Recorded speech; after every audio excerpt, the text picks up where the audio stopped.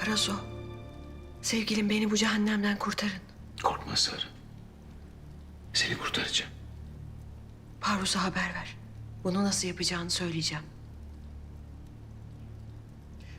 Parvus'la ben tanışmak istedim. Doğru. Lakin başka bir erkeğe gidip benim sevdiğim kadını kurtarın diye yardım istemem. Fakat burada kalamam. Parvus dışında Abdülhamid'in elinden beni kimse alamaz. Parvus sana çok mu değer veriyor? Evet, öyle. Bir adamın büyük bir gücü varsa onun sevdiği bir kadın asla hapse düşemez. Ne demek bu şimdi? Düşünsene. Abdülhamid'in değer verdiği herhangi bir hanımı İngiltere, Rusya, Fransa bir araya gelse hapsedebilir mi? Hakkın var. Edemez. Demek ki Parvus ne kadar güçlü biri olursa olsun bir Abdülhamid değil. Öyleyse seni onun elinden de kurtaramaz. İngiltere neden Osmanlı'ya baskı yapmıyor? Benim burada olduğumu biliyor. Abdülhamid bir vesikayla İngiltere, Fransa, Hollanda, bütün Avrupa'nın elini kolunu bağladı. İyi de Karaso, ben bu çöplükte daha fazla kalamam. Beni kim kurtaracak buradan? Seni ben kurtaracağım Sarı. Ben.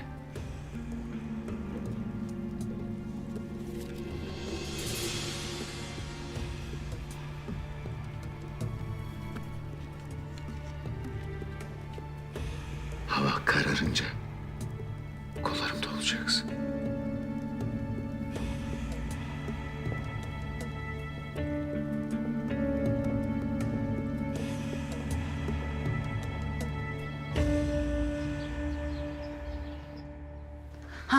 Mahmut nerede kaldın? Ben de seni bekliyordum. Beni mi bekliyordun? Madem ki beklediğin Mahmut, aç kollarını Seniham, sana bir sarılayım. Aç, aç, aç. Beni mi bekliyordun? Seniham. Hayırdır Mahmut, ne oluyor? Hazır mısın?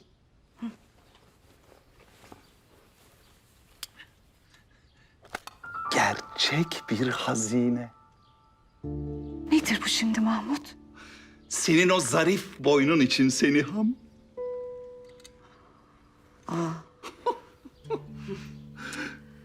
Seni seviyorum Seniham. Seni çok seviyorum. Acaba benden yine ne isteyeceksin Mahmut? Senden seni isteyeceğim Seniham. Hoşmuş.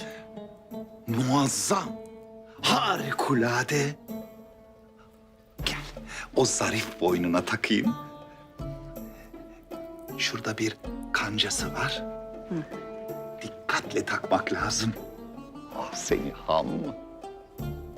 Gerçekten göz kamaştırıcı, muazzam. İnsan bakamıyor, o kadar parlıyor. Seniham, ben bu son yediğimiz darbeden sonra iyice idrak ettim ki... yani bu Sultan Murat hikayesi artık bitmiştir. Yani bu Sultan Murat noktayı yemiştir. Bizim de artık devletin bekasına, kendi istikbalimize bakmamız gerekir. Şahane oldu, şahane. Neymiş bizim istikbalimiz? Bence bizim istikbalimiz artık Abdülhamit'e biat etmektir. Devletimiz için kul köle olmaktır. Eğer bunda samimiysen var yanına, kır dizini, çalış devletin için o vakit. Tabii. Ama işte bu sadece öyle lafla olmuyor. Müthiş görünüyor. Ne kadar da yakıştı boynuna. Sağ ol. Lafla olmuyor. Yani bu konuda biraz yardımın gerekiyor Seniham. Ya ben düşündüm de yani ben Surre alayının başına geçsem, onlarla birlikte kutsal topraklara gitsem, o kutsal topraklara yüz sürsem, müthiş görünüyor Seniham. Mahmut? Ha işte o kutsal topraklara yüz sürsem, adam olsam, vazifemi de layığıyla yerine getirsem ve daha sonra Abdülhamit'in karşısına çıksam, belki o zaman bana itimat edebilir. Hakikaten niyetin buysa gidip hünkârımızla senin için konuşabilirim. Ha! Yemin ederim niyetim sadece bu. Vallahi billahi başka bir niyetim varsa telef olayım. Yemin ederim bu kadar. Bu kadar. Bu arada harikulade bir parçaymış. Teşekkür ederim. Muazzam, muazzam. Sana bir sır vereyim mi?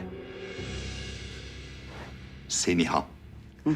Bu parça vallahi billahi tallahi kraliçede bile yok. Yalnızca sende var, yalnızca sende. Mahmut, Ha, sen Surre emini olursan şimdi hacca da gitmiş olacaksın. tabii. Artık ben Hacı Mahmut Paşa olacağım.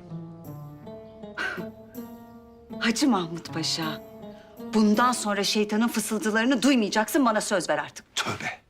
Bundan sonra şeytana kulak vermek yok. Tövbe. Tövbe estağfurullah. Ah şöyle.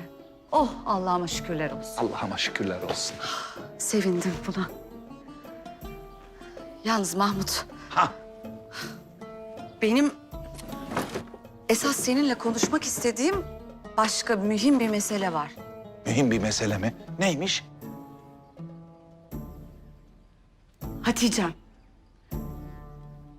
Kemalettin'le evlenemeyecek, Vasfiye kalacak diye iyice çıldırdı. Yani her şey için bizi suçluyor. Gidip hünkârımıza bütün olan biteni anlatacakmış ve başına gelenler bizim yüzümüzden oldu diyor. Yani vallahi ben bu kızı nasıl durduracağım bilmiyorum Mahmut. Hepimizi yakacak.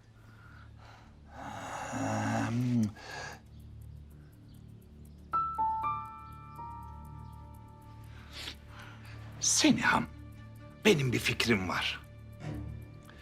Şimdi sen Hatice kızımıza git de ki... Kemalettin devletine sadık bir paşa de. Gönlünün isteklerinden evvel devletinin isteklerini yapmak mecburiyetinde de. Lakin sen bir kumpas kurarsan, Kemalettin paşalıktan azlettirilirse, boşa çıkarsa, işte o vakit boşta bir adama Naime'yi vermezler de. Hal böyle olunca da Kemalettin Hatice'ye hayırlı uğurlu olsun. Nasıl fikir? İyi fikir. Kemalettin Paşa azledilirse işler değişir tabii. Tabii. Haklısın. Tabii. Mahmut, Ha, bence bu tertip çok kötü bir tertip. Lakin kabul etmeliyim ki her zamanki gibi büyük de bir tertip. Düşündüm de ha. bence sen hacca gitme. Hafızan Allah şeytan taşlarlarken kafana bir taş yersin, öylece gidersin.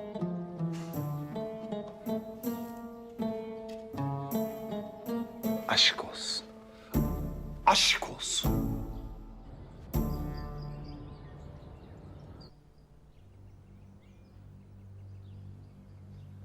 Makbule nasıl böyle bir mektup yazar? Vaziyet kötü, bir yol bulmam gerek. Ama ben biliyorum ne yapacağımı. Çözeceğim tüm meseleleri.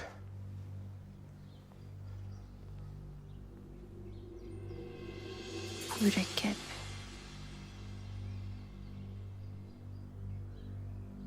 Bu mürekkep farklı. Mehmet bir bak şuna. Senin adını farklı bir mürekkeple tamamlamışlar. Nasıl bir hainliktir böyle? Attığım her adıma ayrı bir tuzak kurmuş bunlar.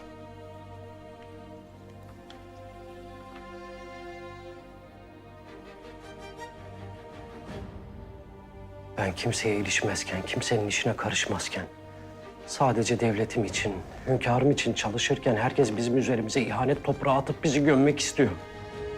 Gözünü kan bürümüş sırtlanlarla savaş halindeyiz sanki. Ruhumuzu paramparça etmek için bekliyorlar. Artık benim sıyrılmam gerek abla bu meselelerden. Dişe dokunur bir iş yapmalıyım. Yoksa kaybolup gideceğim bu oyunlar girdabında. Suriye alayı hazırlanıyormuş. Hünkârımıza gidip de benim alay emiri olmamı istesen.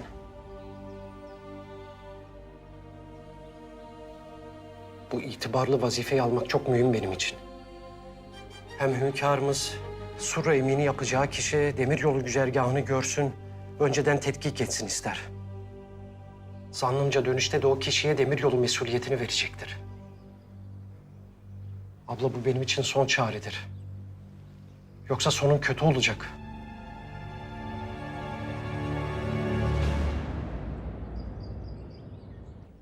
Hünkârım, Alman hükümeti adına özürlerimizi sunarız. Biz ihaleden çekilmek istemezdik. Lakin devletler arası münasebetler mani oldu. Biz o maniyi aramızdan kaldırdık. Öyle değil mi Lord Conrad? Kaldırdınız hünkârım. Akabe hattının yapılması artık mesele değil, öyle değil mi? Hayır hünkârım.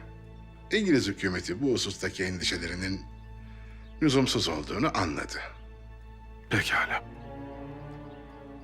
O halde tekliflerinizi iletiniz. Tekliflerinize bakacağız. En münasip teklif üzerinden kararımızı vereceğiz. Çıkabilirsiniz. Rudolf Efendi, siz kalınız.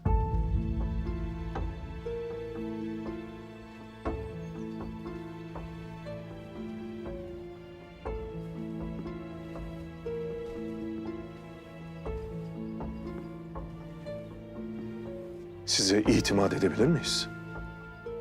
İmparator Wilhelm sizin hep sadık bir dostunuz olmuş, bundan şeref duymuştur. Ben de imparatorumuzun emrindeyim. Benden de emin olabilirsiniz.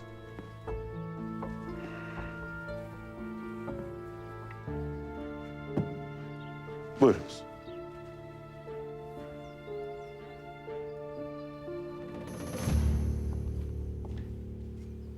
Fatma Pesent Hanımcığım. Ay. Pek sıhhatli görünüyorsunuz maşallah. Teşekkür ederim Seniha Sultan. Buyurun. İnşallah hanedanımıza yakışır bir şehzade doğacak. Sıhhatli olsun da. Hem hünkârımız kız çocuklarını daha çok sever. Öyledir. Küçükken bizi de erkek kardeşlerinden daha çok severdi. Fatma Pesent Hanım. Şu mektubu Makbule size bizzat kendi mi verdi? Ne? Ne mektubu? Aa yapmayın canım. Mektubu sizin gönderdiğinizi anladım. Lakin korkmayın kimseciklere bir şey söylemem. Ben yani onu... İşte sonunda siz de Bidar'ın yaptıklarına tahammül edemediniz ve gereğini yaptınız. Bunun için sizi ayıplayacak değilim. Seniha Sultan. Demek istediğim şu. Bundan sonra konuşalım, fikirlerimizi paylaşalım. Bidar'ın karşısında beraber duralım ki bu sarayda tek başına olmadığını anlasın.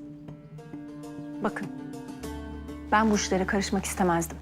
Lakin Karışırsınız, karışırsınız. Adınızın ardından sultan dendi mi? Hele bir de haremin havasını aldınız mı? Pek güzel karışırsınız.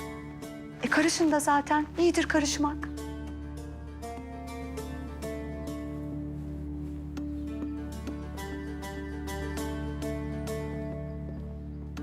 Hepsi senin yüzünden oldu Esma. Hepsi. O mektubu kimse görmeden yırtıp atacaktık. Ama sultanım ben sadece... Kes. Gözüme gözükme.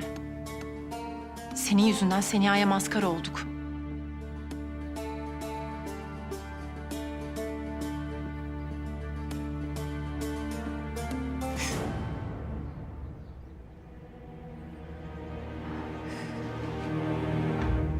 İngilizler bu demiryolu meselesinde bize hep mani olmaya çalıştılar. Olamayacaklarını anladıkları vakit kendi himayelerinde yapılmasını istediler. Türlü türlü oyunlar tertip ettiler. Biz hepsini bozduk. Bu sebeple onlara boyun eğmeyeceğiz. İhaleyi Almanlara vermek istiyoruz. Müteşekkiriz. Müteşekkiriz. Sizden bir ricamız olacak. Yakında harbe gireceğiz. İsteriz ki Almanlar tarafsız olsunlar. Alman İmparatorluğu Osmanlı Devleti'nin yanında olacaktır. Yanımızda olmanıza lüzum yok. Karşımızda olmayınız yeter. Emin olabilirsiniz. Bir de Alman şirketlerinden silah almak isteriz. Eğer bu demir yolunu almak istiyorsanız, Krupp ve Mauser silah şirketleri bizimle masaya oturmalı.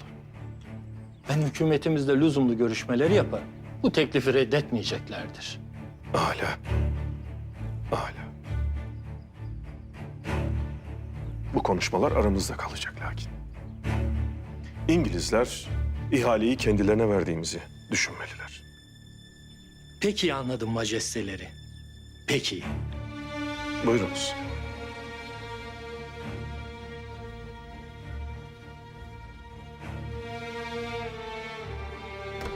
Tahsin Paşa, benim tarzı siyasetimin sırrı nedir bilir misin? Rekabet halindeki devletleri karşı karşıya getirip kendimize bir yol açmak.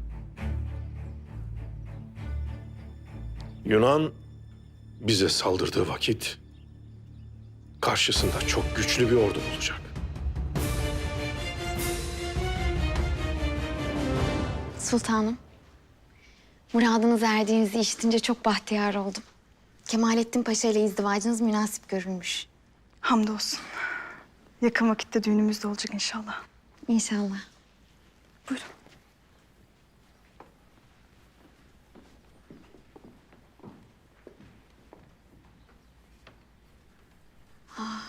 Bu çok hoş değil mi? Ben bunların hiçbirini beğenmedim. Moda fersah fersah ilerlerken biz bunlara mecbur kalıyoruz. Gel Fehmi.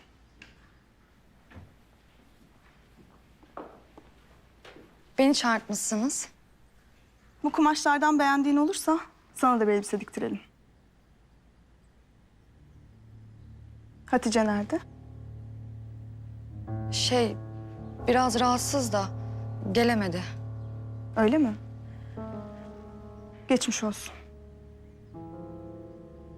Terzi Ester saraya davet edilsin. Bu kumaşlarla olacak gibi değil. Hünkârımız beni terziye göndermişti. Ester bana bir moda mecmuası verdi. Dilerseniz getireyim birlikte bakalım. Tabii, çok güzel olur. Zahmet olmazsa.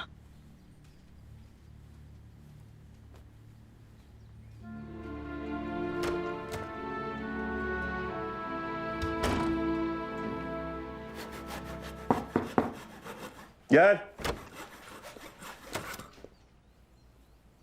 Gel. Hemşirem. Hünkârımız yorulmazlar mı bu Ramazan gününde böylesine çalışmaktan? Bizi durmak yorar. Buyurun muradınız. Sizin sıhhatiniz, afiyetiniz ve huzurunuz elbette. En çok da böyle söyleyenler huzurumuzu bozar ya. Siz müstesna. Hünkârım, Mahmut Paşa siyaset işlerinden yorulduğunu söyler durur. Ramazan münasebetiyle de kendisine ve kalbine biraz vakit ayırmak ister. Öyle mi? Mahmut Paşa'mız dinine bu kadar düşkün müydü?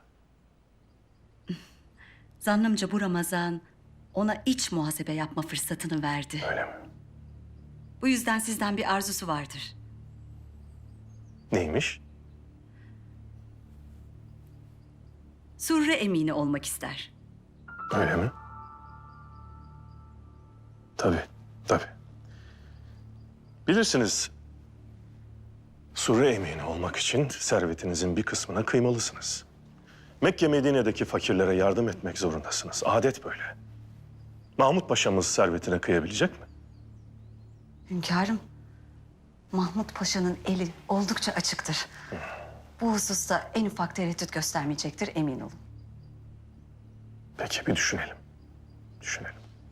Hem bu demiryolu meselesiyle de pek alakalıdır. Eğer Hicaz'a gidersem güzergahı bir fiil tetkik etmiş olurum da der. Öyle mi? Tamam, düşüneceğiz. Sağ olun hünkârım.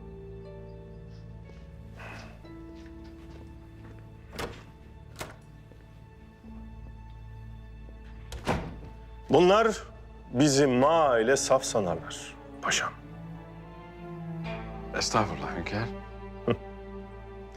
Yok yok. Bizim merhametimizi saflık sanarlar. Mahmut Paşa'yı tanımıyor olsam kardeşimin dediği lakırdıya inanacağım. İç muhasebesi yapacakmış. Tövbe tövbe. Hünkârım ilk müracaat eden Mahmut Paşa oldu. Evet, bakalım başkaları da müracaat edecek mi? Yoksa ihanetin çakalı Mahmut Paşa mı? Paşa, bu gerçek Surre alayındaki emanetler hazırlanıyor mu? Emanetler hazırdır hünkâr. O emanetlere titizlikle özen gösteriniz. Onlar çok mühim. Mekke Medine'ye yapacağımız yardımlar, hasenatlar tehlikeye düşmesin. Çünkü o yardımların içinde milletimin de parası var. Onların da katkısı var. Hünkârım, gerçek emanetler gemiye yüklendi. Onunla gönderilecek inşallah. Âlâ. Bu sahte alaydaki emanetler de sahte olacak paşa. Biz o sahte alaydaki ihanetin başını bulacağız. Muhtemelen askerler de düşmana biat etmiş olanlardan seçilecek. Gelen emirleri öyle. Biz de buna müsaade etmiş gibi görüneceğiz. Eğer emanetler doğru yolda gitmezse, o askerler de, başındaki Surre Emini de haindir. Biz 1000 kere sadık olacağız, onlar 1000 kere ihanet edecekler. Lakin sonunda hak davaya sadık olanlar kazanacak paşa.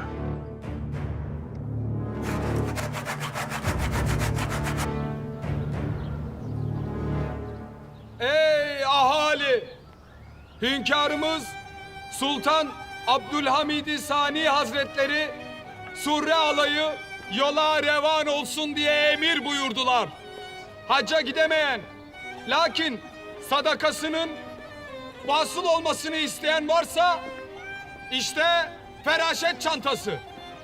Daldır elini içine. İster al, ister ver. Sadakadır, görülmez gözle. Yazılır defteri amele.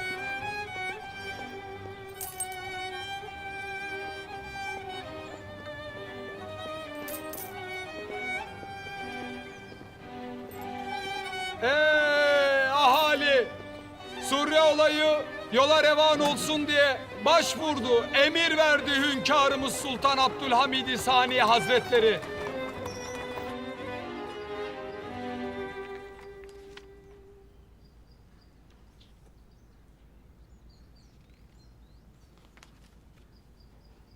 Aa, bu model çok güzelmiş. Aynı gelinlik gibi. Size de çok yakışır. Yalnızca bana mı? Sana da çok yakışır. Ay gibi bir gelin. Gerçi gönlünde birisi varsa yakın vakitte seni de gelinlikler içinde görürüz. Orası biraz zor. Niçin öyle dedin? Hiç. Öyle laf işte. Var mı beğendiğiniz bir şey? Baktım da gözüme ilişmedi hiçbiri. Aa, bu elbise çok güzelmiş. Rengi de çok hoş. Benim için en güzeli bu olurdu herhalde. Evet, ben de çok beğendim. Terzi Ester'e haber verin. Bu elbiseyi diktireceğim.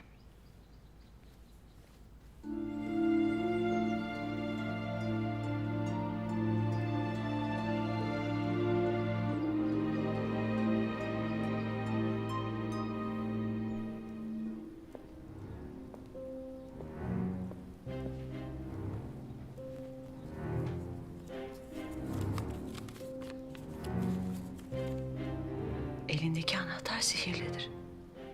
Bütün kapıları açar. Önündeki kapıyı aç ve akşam olunca çamaşırhaneye git. Bir adımımız seni oradan alacak.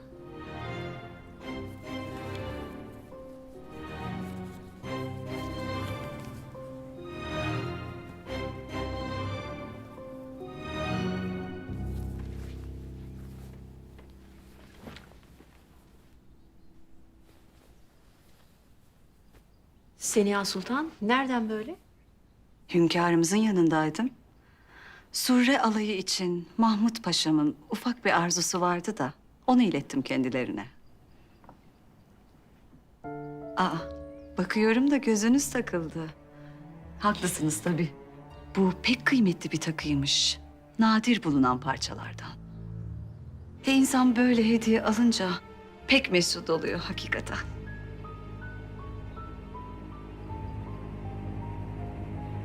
Bidar kadın.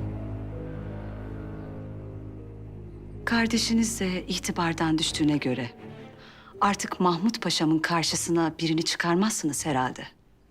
Yani sırf bana kötülük yapmak için devletimizin ikbaline tesir edecek bir hata yapmamalısınız.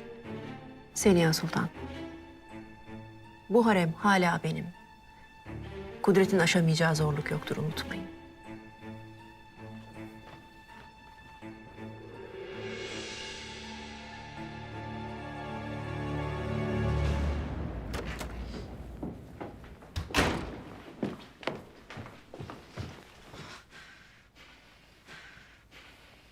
Hayırdır Fehmi? Altı üstü bir izdivaç. Bir insan bu kadar değişir mi ya? Gerçi değişir tabii. Kaptı devletin en kudretli paşasının mahdumunu. Ne oldu Fehmi? Ne diye söyleniyorsun? Ne diye çağırmış? Koştur koştur gittin sen de. Kemalettin Paşa için hazırlanıyor. Türlü türlü libaslar diktiriyor. Bizi de elbise diktirelim diye çağırmış. Tabii. Pek düşüncelidir sultanımız. Beğenmediği kumaşları odasına dizmiş bize sunuyor. Gitmeseydin sen de Fehmi. Şimdi gelmiş söyleniyorsun. Sen bir mecmua getirmiş. Terzi Ester'den almış. Oradan elbiselere bakıyorduk. Ben elbiselerden bir tanesini beğendim. Naime çekti aldı elimden mecmuayı. Bir baktı, yani daha bakmadan kendisi için diktireceğini söyledi. İki kelam laf edemedin mi sen de? Susup kaldın mı öyle? Ne diyebilirdim ki abla? Ha? Neticede sultan kızı. Sen değil misin Fehmi? Git o mecmuayı bana getir. Ne yapacaksın mecmuayı? Git getir Fehmi. Merak ettim ben de. Nasıl bir elbiseymiş o? Sen niye çıkmıyorsun odadan? Sultanımızdan haber bekliyorum huzura kabulüm için. Hünkârımızla konuşursan her şey daha kötü olacak. Bunu bil. Ayrıca halamla da konuştum. Katiyen karşı çıkıyor. Bu mesele halamı alakadar etmez. O kendi şahsi meseleleriyle meşgul olsun. Abla ama... Karışma benim işime Fehime. Artık bundan böyle yalanların ve oynanan oyunların ardına saklanmak yok. Sadece hakikat var.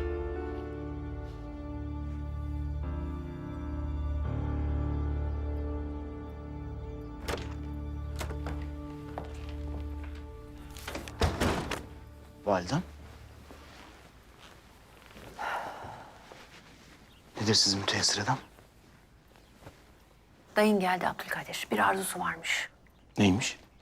Surre alayının başına geçmek istiyor. Ama esas mesele bu değil Abdülkadir. Mahmut Paşa da aynı vazifeyi istemiş. Yani her ikisi de Surre emini olmak istiyorlar. Mahmut Paşa boşa vazife istemez. Kesin bir iş vardır. Artık bana güveniyorlar. Sabahattin'den bu meseleyi öğreneceğim validem. Ama dayım ihtiyatlı olsun. Bak şuna.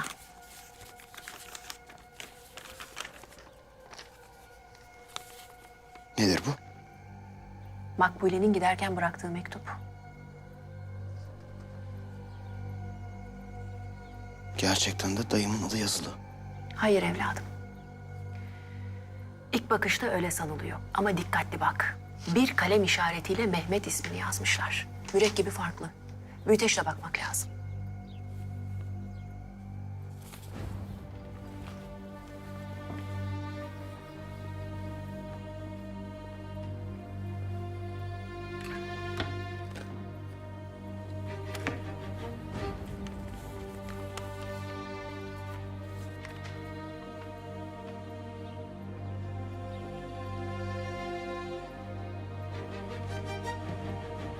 Değiştirmişler.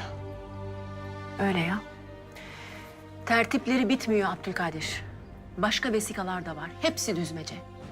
Bıkmadan üzerimize hücum ediyorlar. Bu mektup bende kalsın. Ne yapacaksın? Bir yol bulacağım.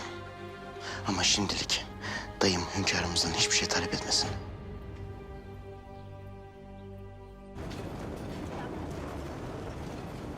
Bay Lord Conrad, kat'i surette eminim ki Abdülhamit o vesikayı emanet diyarına Surre alayıyla gönderecek. Bu heyetin Surre alayı dediğiniz şeyin başında sizin olmanız lazım. Surre alayının başındaki kişiye Surre emini denir. Ve o kişi de ben olacağım, merak buyurmayınız. Heyetin başında olmak bir şey ifade etmez. Mahmut Paşa'mıza heyette gerekli destek verilecek mi? Elbette. Osmanlı ordusunun içinde çok etkin 50 askerimiz var. Bunlar da heyetin içinde olacak. Bay Herzl, Lord Conrad. Elbette ki Surre alayına tek başına yön veremem. Sevk ve idarede bulunamam. Siz yeter ki işin başında olun. Gerisini düşünmeyin paşam. Yanımda dostlarım olduktan sonra ben hiçbir şey düşünmem, hiçbir şeyden de korkmam. İzninizle.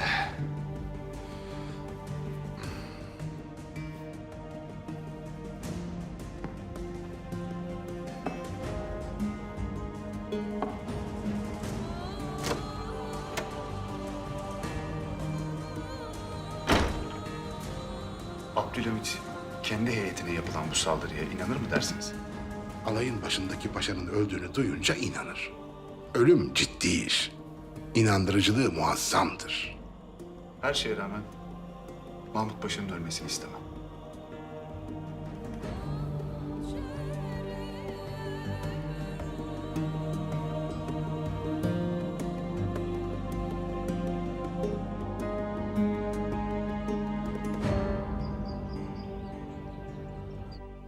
Hünkârımızla görüşebildin mi abla? Muradımı söyledin mi? Hayır, söylemedim. Niçin söylemedin? Artık senin için ne şehzademi ne de kendimi tehlikeye atmak istemiyorum Mehmet. Neler diyorsun sen abla? Olanı söylüyorum kardeşim. Her meselede bizi öne attın. Sonunda zararı gören de biz olduk. Ben bıktım artık senin için mücadele etmekten Mehmet. Senin artık aklını başına alman gerekmez mi? Her seferinde sen yıkacaksın, ablan düzeltecek, toplayacak, öyle mi? Tamam abla, anladım. Ben burada devlete hizmet etmek için ne hayaller kurdum. Hepsi yerle yeksan oldu. Ben diyorum ki payitahttan gideyim. Git Mehmet. Nereye gidersen git. Kolundan tutup yalvaracak mıyım kalman için? Oturup ağlayacak mıyım gitmemen için? Nasıl istersen öyle yap kardeşim. Yeter ki hünkârımıza artık yük olma. Pekala sultanım. Pekala.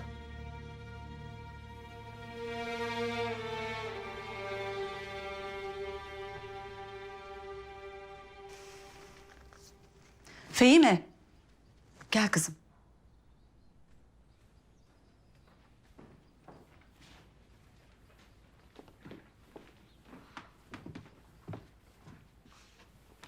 Gel, otur.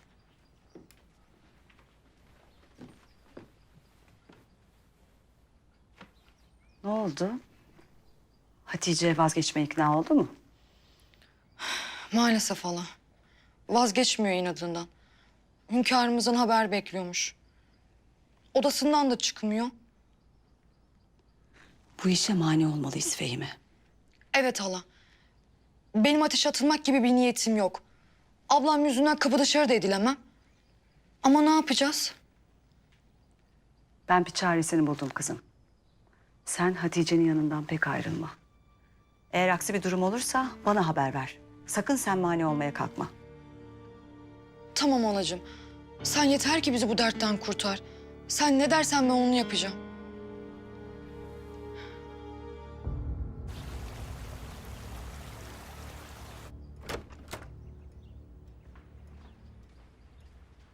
Hünkârım. Mehmet Paşa geldiler. Sizinle görüşmeyi arzu eder. Af buyurun. Ağız alışkanlığı. Mehmet Efendi geldiler. Sizinle görüşmeyi arzu ederler. Ne buyurursunuz? Gelsin.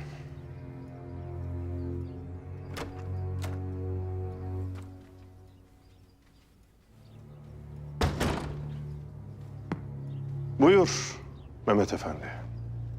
Hünkârım, sizden af dilemeye geldim. Vallahi billahi o hattın bir ehemmiyeti olduğunu bilmezdim. Ben arazi düz olduğu için... Benim akrabamsınız. Evlatlarımın dayısısınız. Sizi liyakatınıza binaen paşa yaptım. Şimdi de liyakatsızlığınız sebebiyle azlediyorum. Eğer göreve iade talebiyle geldiyseniz lüzumu yok. Hünkârım, her zaman her vazifeye talibim. Lakin paşalık için gelmedim. Lütuf buyurursanız Surre emini olmak arzusundayım. Sizi bu vazifeye talip olmaya iten sebep nedir? Siyaset işlerinde hatalar yaptım hünkârım. Hem hac vazifesini yapmak hem de Surre emini vazifesini layıkıyla yapıp itibarımı geri almak isterim.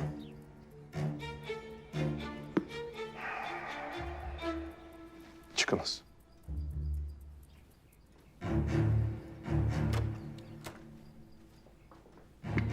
İkinci talip de geldi Tahsin Paşa. Bakalım başka kimler talip olacak? Hünkârım. Gerçek Sürre alayının başına kimi getirmeyi düşünüyorsunuz? Allah'ın sadık bir kulunu paşa.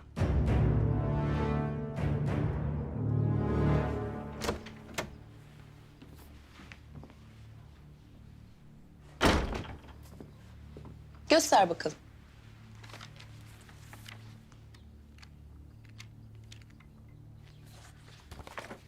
İşte bu. Pek güzelmiş. Kim giyse yakışır. Ama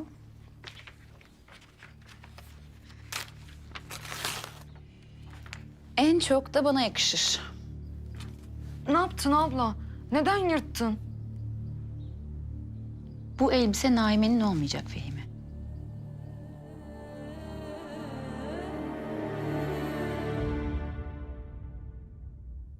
Evladım senin de görmeni, bilmeni, tecrübe etmeni isterim ki... ...muazzam haşmetiyle Surre alayının tüm mesuliyeti padişahın omuzlarındadır. Hünkârım, evvelki sene alayın haşmetinden hem ürktüm hem de huzurluydum. Bu seneki huzur da, haşmet de gizli olacak.